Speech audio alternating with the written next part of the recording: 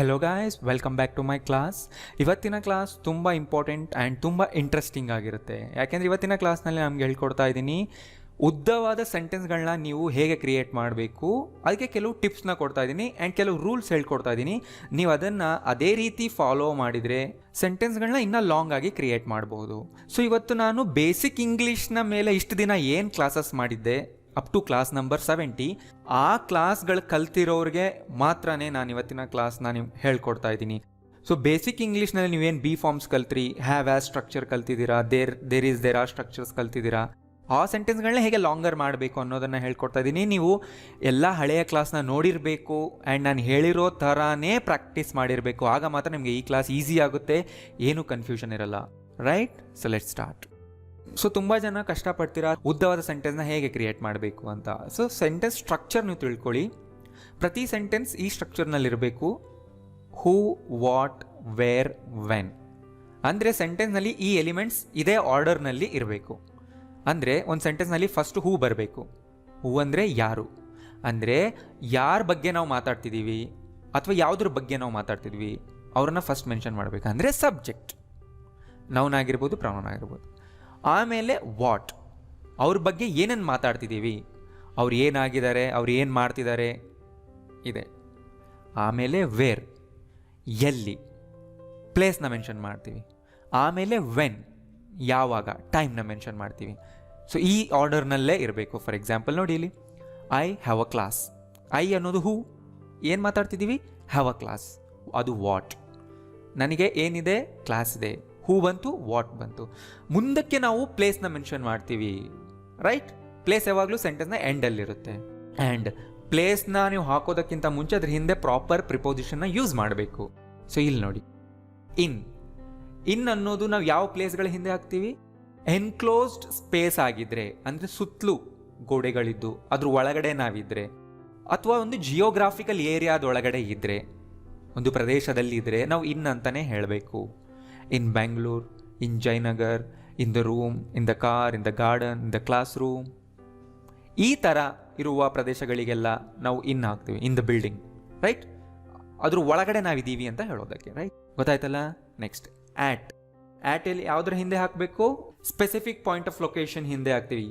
For example at home, at office, at bank, at work, at the bus stop, at the cinema, at the entrance. So ಈಗ already ನಾನು ನ difference ಹೇಳ್ಕೊಟ್ಟಿದ್ದೀನಿ. ಇವೆರಡರ ಮೇಲೂ separate detailed video ನಾನು ಆಗಲೇ ಮಾಡಿದ್ದೀನಿ. ಎಲ್ಲ ವೀಡಿಯೋಸ್ನ ಆರ್ಡರ್ ವೈಸ್ ಸೀರಿಯಲ್ ಆಗಿ ನೋಡಿಲ್ಲ ಅಂದರೆ ನಿಮ್ಗೆ ಇಲ್ಲೇನು ಅರ್ಥ ಆಗಲ್ಲ. ಆಲ್ರೆಡಿ ಇದನ್ನು ಡೀಟೇಲ್ ಆಗಿ ಹೇಳ್ಕೊಟ್ಟಿದ್ದೀನಿ. ಆನ್ ಯಾವಾಗ ಯೂಸ್ ಮಾಡ್ತೀವಿ, ಯಾವ ಪ್ಲೇಸ್ಗಳಿಂದ ಹಾಕ್ತೀವಿ, ಸರ್ಫೇಸ್ ಮೇಲೆ ಅಂತ ಹೇಳೋದಕ್ಕೆ. ಅಂದರೆ ಯಾವುದರ ಮೇಲೆ ಏನಿದೆ ಅಂತ ಹೇಳುವಾಗ ನಾವು ಆನ್ ಹಾಕ್ತೀವಿ. On the table, on the wall ಅಂತ ಹೇಳುವಾಗ. ಅದೇ ಥರ ಟಿವಿನಲ್ಲಿ, ವೆಬ್ಸೈಟ್ನಲ್ಲಿ, ಇಂಟರ್ನೆಟ್ನಲ್ಲಿ, ಯೂಟ್ಯೂಬ್ನಲ್ಲಿ ಅಂತ ಹೇಳೋದಕ್ಕೂ ಕೂಡ ಆನ್ ಹಾಕ್ತೀವಿ. ಅದರಲ್ಲಿ ಅಂತ ಹೇಳೋದಕ್ಕೆ on the phone, on the floor, on left, on right, on the bus, on the train. ಟ್ರೈನಲ್ಲಿ ಹಾಕಿದ್ರು ಕೂಡ ಅದ್ರ ಒಳಗಡೆ ಅಂತ ಹೇಳೋ ಮೀನಿಂಗೇ ಬರುತ್ತೆ. ಸೊ ಈಗ ಆಲ್ರೆಡಿ ನಾನು ಇದ್ರ ಮೇಲೆಲ್ಲ ಡೀಟೇಲ್ ವಿಡಿಯೋ ಮಾಡಿದ್ದೀನಿ. ರೈಟ್? ಸೊ ತುಂಬ ಇಂಪಾರ್ಟೆಂಟ್ ಆಗಿರೋವು, ಈ ಕ್ಲಾಸ್ಗೆ ಬೇಕಾಗಿರುವಂಥದ್ದನ್ನು ಮಾತ್ರ ನಾನು ಹೇಳ್ತಾ ಇದ್ದೀನಿ. ಇನ್ನು ಬೇರೆ ಪ್ರಿಪೋಷನ್ಗಳನ್ನೆಲ್ಲ ನಾನು ಮುಂದೆ ಡೀಟೇಲ್ ಆಗಿ ಹೇಳ್ಕೊಡ್ತೀನಿ ಮುಂದಿನ ಕ್ಲಾಸ್ಗಳಲ್ಲಿ. ಬಟ್ ನಾನು ಬೇಸಿಕ್ ಆ್ಯಂಡ್ ಇಂಪಾರ್ಟೆಂಟ್ ಇರುವಂಥ ಪ್ರಿಪೋಷನ್ ಇವನ್ನ ನೀವು ಇದೇ ರೀತಿ ಯೂಸ್ ಮಾಡಬೇಕು. I have a class at college. ಇವತ್ತು ನನಗೆ ಕಾಲೇಜ್ನಲ್ಲಿ ಕ್ಲಾಸ್ ಇದೆ ಅಂತ ಹೇಳ್ತಿದ್ವಿ. I have a class. So ಮುಂದೆ ನಾವು ಪ್ಲೇಸ್ ಮೆನ್ಷನ್ ಮಾಡಿದ್ವಿ. I have a class at MNIT. MNIT ಅಂದರೆ ಅದೊಂದು ಬಿಲ್ಡಿಂಗ್ ನೇಮ್ ಅಥವಾ ಇನ್ಸ್ಟಿಟ್ಯೂಟ್ ನೇಮ್ ಆಗಿರ್ಬೋದು. ಒಂದು ಪ್ಲೇಸ್ನ ಹೆಸರನ್ನ ಕೂಡ ನೀವು ಈ ಥರ ಮೆನ್ಷನ್ ಮಾಡ್ಬೋದು. ಅಲ್ಲಿ ಆ ಜಾಗದಲ್ಲಿ ಹೋಟೆಲ್ ನೇಮ್ ಬರ್ಬೋದು, ಒಂದು ಬಿಲ್ಡಿಂಗ್ ನೇಮ್ ಬರ್ಬೋದು, ಒಂದು ಆಫೀಸ್ ನೇಮ್ ಬರ್ಬೋದು. ಈ ಥರ ಶಾರ್ಟ್ ಫಾರ್ಮ್ಸ್ ಇರೋದನ್ನು ಕೂಡ ಹಾಕಿ ಹಿಂದೆ ಆ್ಯಟ್ ಹಾಕಬೇಕು. I have a class in Jayanagar. Right? ಪ್ಲೇಸ್ನ ಈ ಥರ ಮೆನ್ಷನ್ ಮಾಡಿ. ಒಂದೊಂದು ಸರಿ ತುಂಬ ಪ್ಲೇಸ್ಗಳು ಬರುತ್ತೆ, ಮಲ್ಟಿಪಲ್ ಪ್ಲೇಸಸ್. ಅವಾಗ ಏನು ಮಾಡಬೇಕು, ಫಸ್ಟು ಕ್ಲೋಸೆಸ್ಟ್ ಪ್ಲೇಸ್ನ ಫಸ್ಟ್ ಮೆನ್ಷನ್ ಮಾಡಬೇಕು. ಅಂದರೆ ನಾವು ಯಾವುದ್ರ ಒಳಗಡೆ ಇದ್ದೀವಿ ಆ ಪ್ಲೇಸ್ನ ಫಸ್ಟ್ ಮೆನ್ಷನ್ ಮಾಡಬೇಕು. ಅಂದರೆ building, college, classroom, school, office. ಅದಾದ ಮೇಲೆ ಆ ಬಿಲ್ಡಿಂಗ್, ಆಫೀಸ್, ಕಾಲೇಜ್ ಎಲ್ಲಿದೆ ಹೊರಗಿನ ಪ್ರದೇಶನ ಮೆನ್ಷನ್ ಮಾಡಬೇಕು. ಫಾರ್ ಎಕ್ಸಾಂಪಲ್ ಇಲ್ಲಿ ನೋಡಿ, I have a class at MNIT in Jayanagar. First ನಾನು ಆ ಬಿಲ್ಡಿಂಗ್ನಲ್ಲಿದ್ದೀನಿ ಅಟ್ MNIT, ಅದು ಜಯನಗರದಲ್ಲಿದೆ ಇನ್ ಜಯನಗರ್. ರೈಟ್? ಈ ಆರ್ಡರ್ ಇರಬೇಕು. I have a class in B block at ABC college in Jayanagar. ಜಯನಗರದಲ್ಲಿರುವ ABC ಕಾಲೇಜ್ನ B ಬ್ಲಾಕ್ನಲ್ಲಿ ನನಗೊಂದು ಕ್ಲಾಸ್ ಇದೆ. ರೈಟ್? ಇದೇ ಆರ್ಡರ್ನಲ್ಲಿ. ಸೊ ನಾನು ಐ ಹ್ಯಾವ್ ಅ ಕ್ಲಾಸ್ ಅನ್ನೋ ಎಕ್ಸಾಂಪಲ್ ಸೆಂಟೆನ್ಸ್ ಆಗಿ ತೊಗೊಂಡಿದ್ದೀನಿ ಆ್ಯಂಡ್ ಈ ರೂಲ್ಸ್ನ ಹೇಳ್ಕೊಡ್ತೀನಿ. ನಾನು ಇವತ್ತಿನ ಕ್ಲಾಸ್ನಲ್ಲಿ ಹೇಳ್ಕೊಡೋ ರೂಲ್ಸ್ ಬೇರೆ ಯಾವುದೇ ಎಕ್ಸಾಂಪಲ್ಗೂ ಅಪ್ಲೈ ಆಗುತ್ತೆ, ಬೇರೆ ಯಾವುದೇ ಟೆನ್ಸ್ನಲ್ಲೂ ಕೂಡ ಇದೇ ರೂಲ್ಸ್ ಅಪ್ಲೈ ಆಗುತ್ತೆ, ಬೇರೆ ಯಾವುದೇ ಸ್ಟ್ರಕ್ಚರ್ನಲ್ಲೂ ಇದೇ ರೂಲ್ಸ್ ಅಪ್ಲೈ ಆಗುತ್ತೆ. ಇದನ್ನು ನೆನಪಿಟ್ಕೊಳ್ಳಿ. ರೈಟ್? ಟೈಮ್ ಹಾಕಬೇಕು, ಟೈಮ್ನ ಕೂಡ ಸೆಂಟೆನ್ಸ್ನ ಎಂಡಲ್ಲೇ ಹಾಕಬೇಕು. ಇದು ನಾರ್ಮಲ್ ಪೊಸಿಷನ್. ಪ್ಲೇಸ್ ಆ್ಯಂಡ್ ಟೈಮ್ನ ಸೆಂಟೆನ್ಸ್ನ ಎಂಡಲ್ಲಿ ಹಾಕೋದು ನಾರ್ಮಲ್ ಪೊಸಿಷನ್. ಎರಡೂ ಒಟ್ಟಿಗೆ ಹಾಕಬೇಕು, ಆಮೇಲೆ ಹೇಳ್ತೀನಿ ನಾನು. ಆ್ಯಂಡ್ ಟೈಮ್ ಹಾಕೋವಾಗಲೂ ಟೈಮ್ನ ಹಿಂದೆ ಕೆಲವು ಪ್ರಿಪೋಷನ್ಸ್ ಆ್ಯಡ್ ಮಾಡಲೇಬೇಕಲ್ವಾ? ಆ್ಯಟ್ ಹಾಕ್ತೀವಿ ಕ್ಲಾಕ್ ಟೈಮ್ ಹೇಳೋದಕ್ಕೆ. At 6 PM, at 7 o'clock, at noon, at night, at midnight ಹೇಳೋದಕ್ಕೂ ಕೂಡ ನಾವು ಆ್ಯಟ್ ಯೂಸ್ ಮಾಡ್ತೀವಿ. ಇವುಗಳ ಹಿಂದೆ ಯಾವಾಗಲೂ ಆ್ಯಟ್ ಬರಲೇಬೇಕು. In the evening, in the morning, in the afternoon, in the night. ಇಲ್ಲಿ ನೋಡಿ, ಆಟ್ ನೈಟ್ ಅಂದರೆ ಎವ್ರಿ ನೈಟ್ ಅನ್ನೋ ಮೀನಿಂಗ್ ಕೊಡುತ್ತೆ. I don't have dinner at night ಆ ಥರ ಹೇಳ್ಬೋದು. I only have milk at night ಅಂತ ಹೇಳ್ಬೋದು. ಇನ್ ದ ನೈಟ್ ಅಂದರೆ ಯಾವುದಾದ್ರೂ ಒಂದು ಪರ್ಟಿಕ್ಯುಲರ್ ನೈಟ್ ಅಷ್ಟೇ, ಅಥವಾ ನೈಟ್ನಲ್ಲಿ ಸ್ವಲ್ಪ ಡ್ಯೂರೇಷನ್, ಸ್ವಲ್ಪ ಹೊತ್ತು ಅನ್ನೋ ಮೀನಿಂಗ್ನ ಕೊಡುತ್ತೆ ಅದು. On Monday, on Fridays. So ಅದು ಸ್ಪೆಸಿಫಿಕ್ ಡೇ ಹೇಳಬೇಕಂದ್ರೆ ನೀವು ಆನ್ ಹಾಕಬೇಕು. ಫ್ರೈಡೇಸ್ ಅಂದರೆ ಪ್ರತಿ ಫ್ರೈಡೇ ಅನ್ನೋ ಮೀನಿಂಗ್ ಬರುತ್ತೆ, ಅವಾಗ ಪ್ಲೂರಲ್ ಮಾಡ್ತೀವಿ ನಾವು. ಅದೇ ಥರ on Monday morning, on Friday evenings, on Jan 8, on the 8th of every month. On ಆದಮೇಲೆ 8th, 7th, 6th ಈ ಥರ ಬಂದರೆ ದ ಹಾಕಬೇಕು.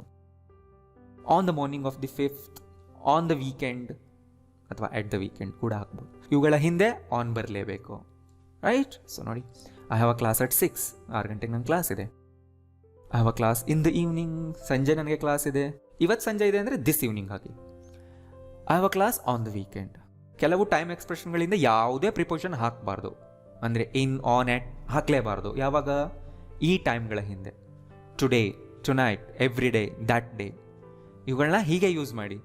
ಅಟ್ ಟುನೈಟ್ ಅಲ್ಲ, ಆನ್ ದಟ್ ಡೇ ಹೇಳಬಾರ್ದು. ರೈಟ್? ಅದೇ ಥರ this evening, this Monday, this week, this month. ನೀವು ದಿಸ್ ಅನ್ನೋ ವರ್ಡ್ ಹಾಕ್ಕೊಳ್ಳಿ ಎಲ್ಲ ಕಡೆ.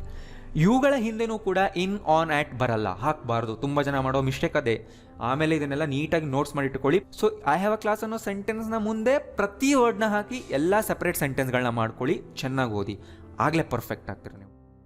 ಅದೇ ಥರ every morning, every noon, every evening, every Monday, every week, every month, next Monday, next week, next month. ಅದೇ ಥರ last Monday, last week, last month ಕೂಡ.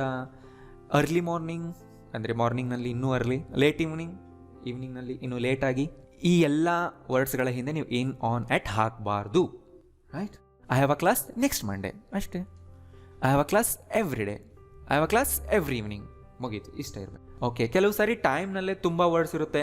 ಕ್ಲಾಕ್ ಟೈಮ್ ಹಾಕಬೇಕು, ಮಂಡೇ ಹಾಕಬೇಕು, ಮಂತ್ ಹಾಕಬೇಕು. ಅವಾಗ ಫಸ್ಟ್ ಕ್ಲಾಕ್ ಟೈಮ್ನೇ ಮೆನ್ಷನ್ ಮಾಡಬೇಕು. ಅದಾದಮೇಲೆ morning, evening, Monday, Tuesday, this week ಅನ್ನೋದನ್ನು ಮೆನ್ಷನ್ ಮಾಡಬೇಕು. ಇಲ್ಲಿ ನೋಡಿ, I have a class at 5 o'clock next Monday. First clock time ಬರಬೇಕು. I have a class at 6 every day. I have a class at 6 every evening. I have a class at 6 in the morning. Right? Okay, ಕೆಲವು ಸರಿ time ಹಾಕಬೇಕು, place ಹಾಕಬೇಕು. ಆವಾಗ first place mention ಮಾಡಬೇಕು, ಆಮೇಲೆ time mention ಮಾಡಬೇಕು. Right? So ಇದು order. ಹಳೆಯ ಕ್ಲಾಸ್ಗಳಲ್ಲೂ ಇದೇ ಆರ್ಡರ್ನ ಫಾಲೋ ಮಾಡಿ ಅಂತ ಹೇಳಿದ್ದೀನಿ. ಫಸ್ಟ್ ಪ್ಲೇಸ್ ಬರಬೇಕು, ಆಮೇಲೆ ಟೈಮ್ ಬರಬೇಕು. ಇದೇ ಇಂಗ್ಲೀಷ್ನಲ್ಲಿರುವಂಥ ಆರ್ಡರ್, ಇದನ್ನೇ ಫಾಲೋ ಮಾಡಿ. Right? Who, what, wear, when ಬಂತಲ್ವಾ? ಹೂ ಐ, ವಾಟ್ ಏನು have a class, where place, when ಅನ್ನೋದು ಟೈಮ್. ಈ ಆರ್ಡರ್ನ ಮರ್ತು ಹೋಗಬೇಡಿ. I have a class at college next Monday. I have a class in Jayanagar on the 5th of this month. ಗೊತ್ತಾಗ್ತಿದೆ ಅಲ್ವಾ? ಹೂ, ವಾಟ್, ವೇರ್, ವೆನ್.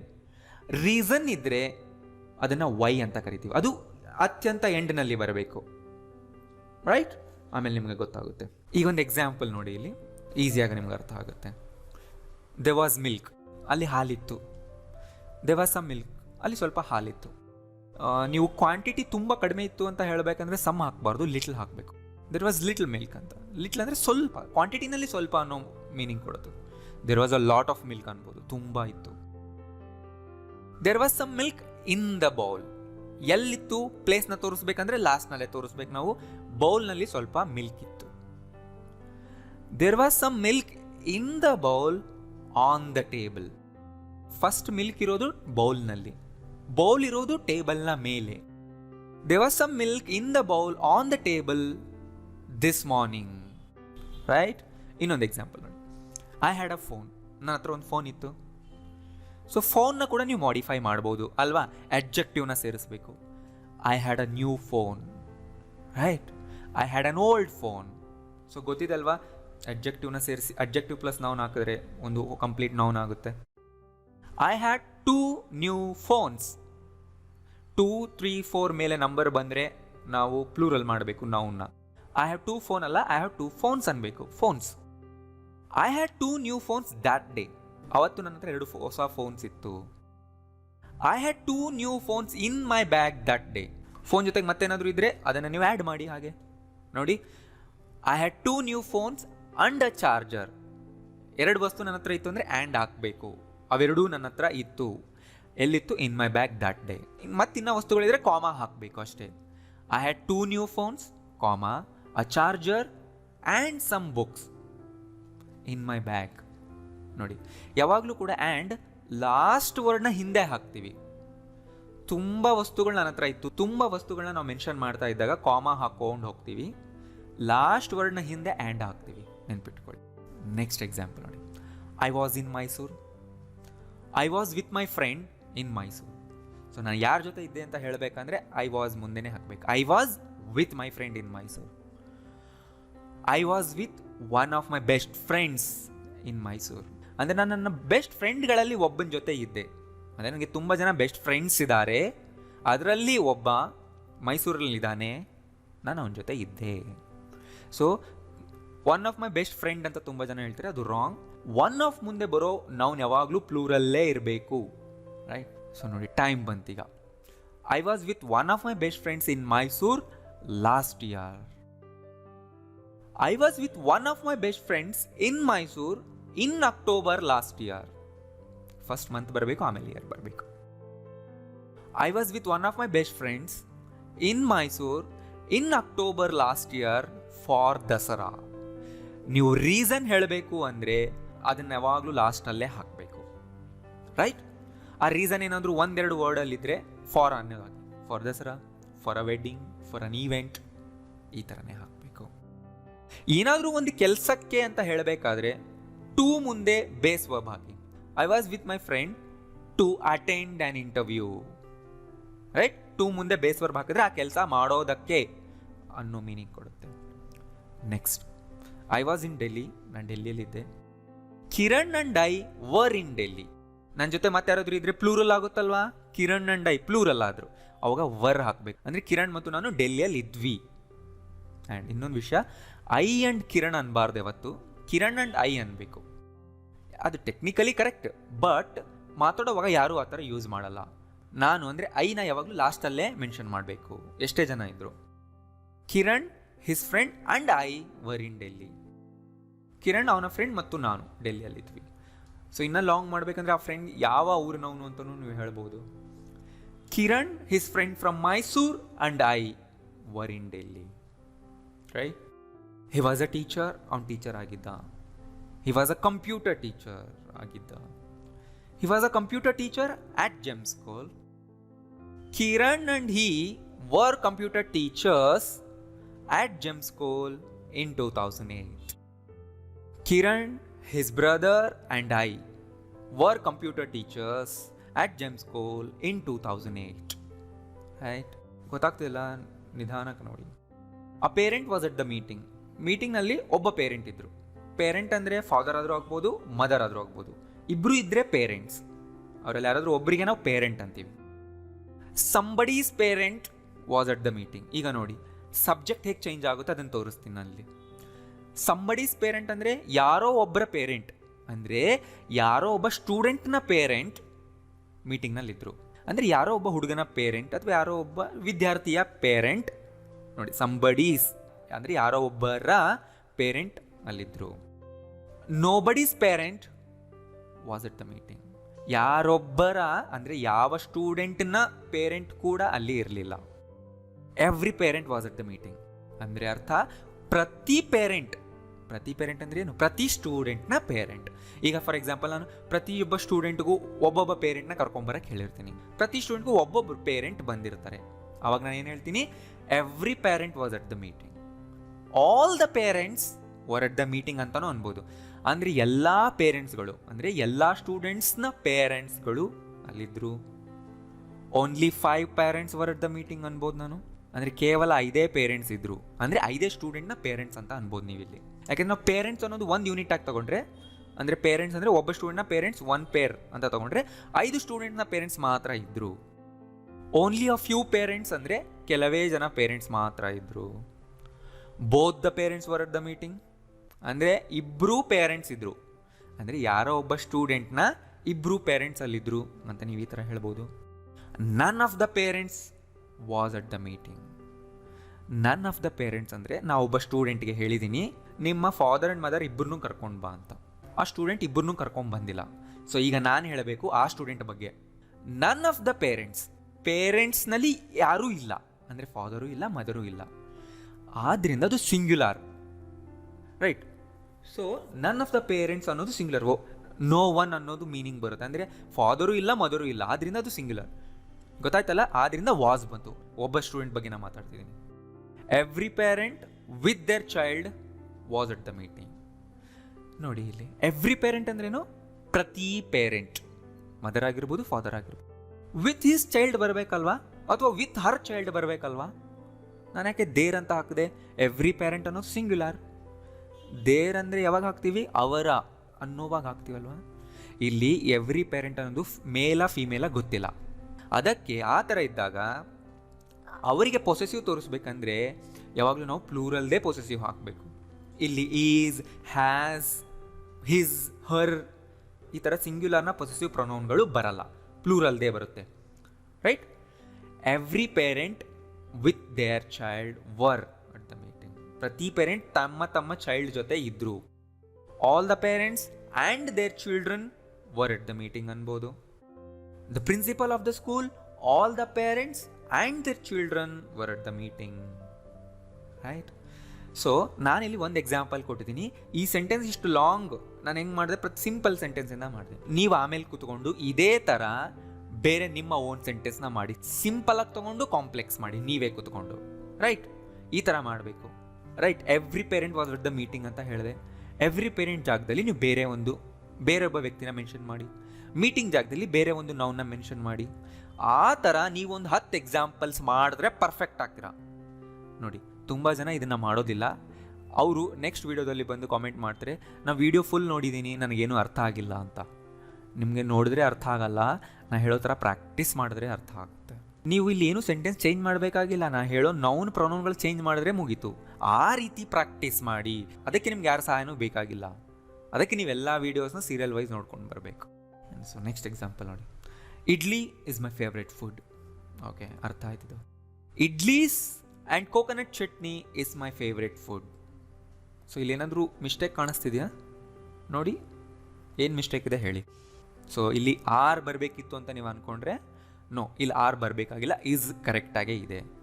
ಯಾಕೆಂದರೆ ಇಡ್ಲೀಸ್ ಆ್ಯಂಡ್ ಕೋಕೋನಟ್ ಚಟ್ನಿ ಅನ್ನೋದು ಒಂದು ಫುಡ್ ಐಟಮ್. ಅವೆರಡು ಸಪ್ರೇಟ್ ಅಲ್ಲ. ನೀವು ಬರೀ ಇಡ್ಲಿ ತಿನ್ನೋಕ್ಕಾಗಲ್ಲ ಅಥವಾ ಬರೀ ಚಟ್ನಿ ತಿನ್ನೋಕ್ಕಾಗಲ್ಲ. ಅದು ಆ್ಯಸ್ ಅ ಹೋಲ್ ಒಂದು ಫುಡ್ ಐಟಮ್. ಇಡ್ಲಿ ಚಟ್ನಿ ಅನ್ನಲ್ವಾ? Idli chutney is my favourite food ಅನ್ಬೋದು ನೀವು. ಫಾರ್ ಎಕ್ಸಾಂಪಲ್, ಚಪಾತಿ ಜೊತೆ ನೀವೇನಾದರೂ ಕರಿ ತಿಂತೀರಾ, ಅದು ಒಂದು ಫುಡ್ ಅಂತ ಅನ್ಕೋಬೇಕು. ಅದು ಸಿಂಗ್ಯುಲರ್ ಆಗುತ್ತಾಗ.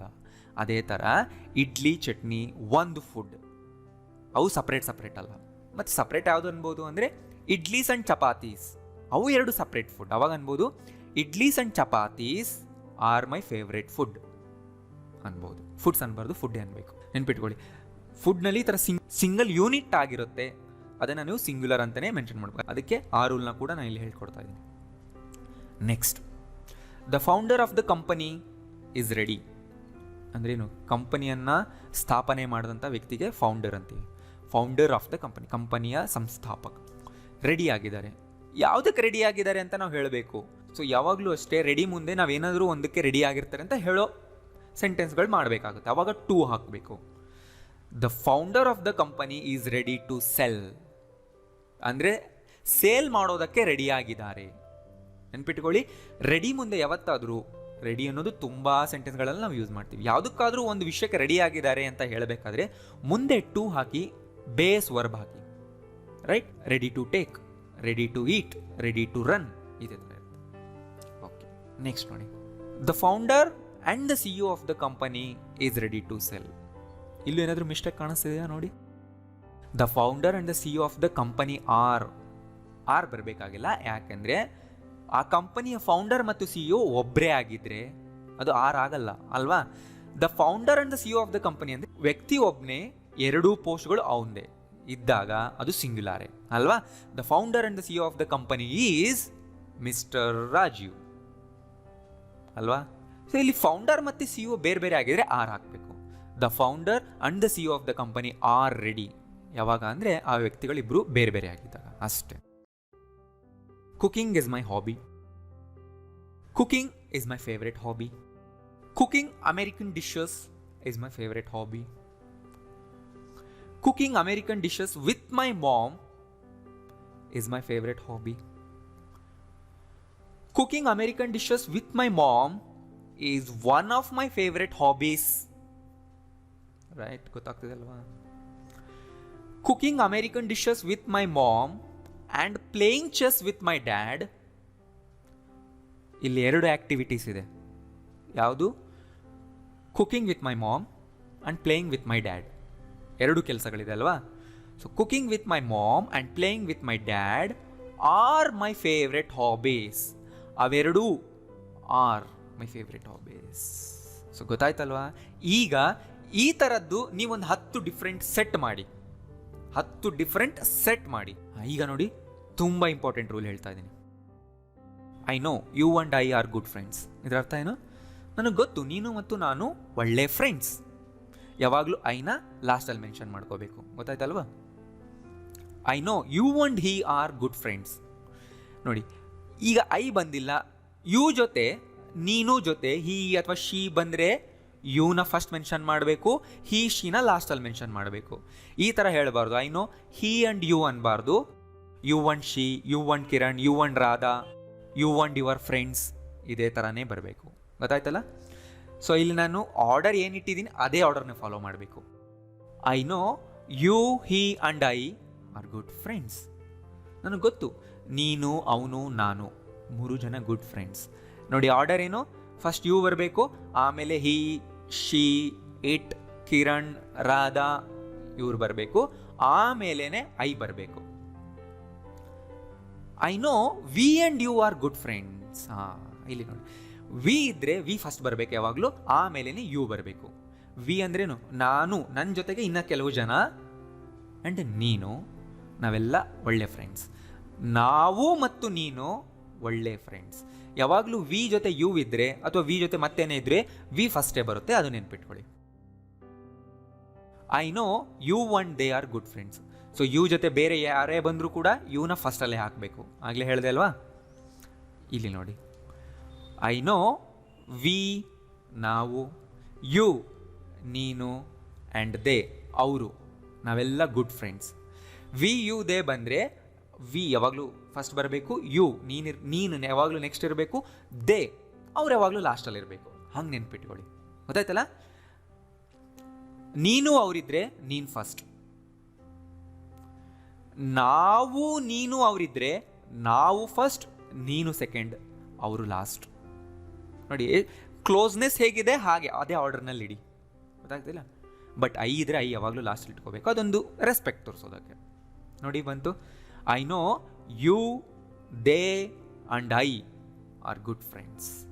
ಆ್ಯಂಡ್ ಇಲ್ಲಿ ಹೇಳಿರೋ ಆರ್ಡರ್ ಆಫ್ ಪ್ರೊನೌನ್ಸ್ ಅಂದ್ಕೊಳ್ಳಿ, ಬೇರೆ ಯಾವುದೇ ಸೆಂಟೆನ್ಸ್ನಲ್ಲೂ ಅಪ್ಲೈ ಆಗುತ್ತೆ, ಯಾವುದೇ ಟೆನ್ಸ್ನಲ್ಲೂ ಅಪ್ಲೈ ಆಗುತ್ತೆ. ರೈಟ್. ಸೊ ಈ ವಿಡಿಯೋ ಕನ್ಫ್ಯೂಸ್ ಆಗ್ತೀರಿ, ಇನ್ನೊಂದ್ಸರಿ ನೋಡಿ, ನೋಟ್ಸ್ ಮಾಡ್ಕೊಳ್ಳಿ, ನಾನು ಹೇಳಿರೋ ಥರನೇ ಪ್ರಾಕ್ಟೀಸ್ ಮಾಡಿ, ಆ್ಯಂಡ್ ಈ ವಿಡಿಯೋನ ಎಲ್ಲರಿಗೂ ಶೇರ್ ಮಾಡಿ. Thank you.